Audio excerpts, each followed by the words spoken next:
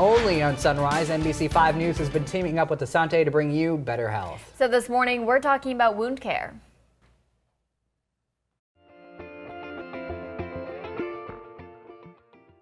It's time for Better Health, and I'm here with health expert Beth Coker, and we have John Reeder. You are the program director for wound care with Asante. Thanks for being here. Good morning. So today we're talking about hyperbaric chambers for wounds. And John, you deal with the patients who are trying to heal wounds, and sometimes a wound just won't heal, and you utilize this hyperbaric chamber therapy.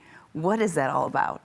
So we do, on some wounds are a lot more stubborn than others. And a lot of times that's related to poor microvasculature. I just refer to the small plumbing in their legs. So that blood flow just isn't what it needs to be to help that wound heal. So one of our first steps is make sure the big plumbing works fine, whether we do surgical interventions or medical interventions. And then we have hyperbaric oxygen therapy as another option.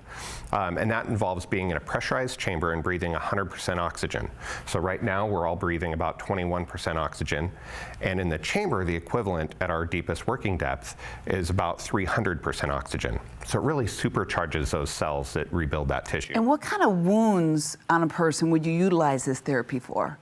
So primarily we're looking at diabetic foot ulcers because they have poor microvasculature, or that little plumbing.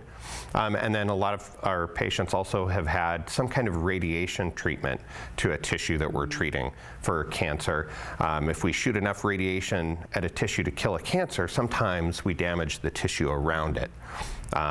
And that can even occur years later when that tissue breaks down. Are there any possible side effects or risks involved in this kind of therapy? So the risks to the patient are actually very minimal.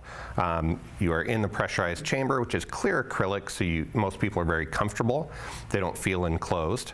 They're TV and audio, so they can watch a movie. So most people just relax and breathe. The biggest risk is fire related because you are in a pressurized oxygen environment.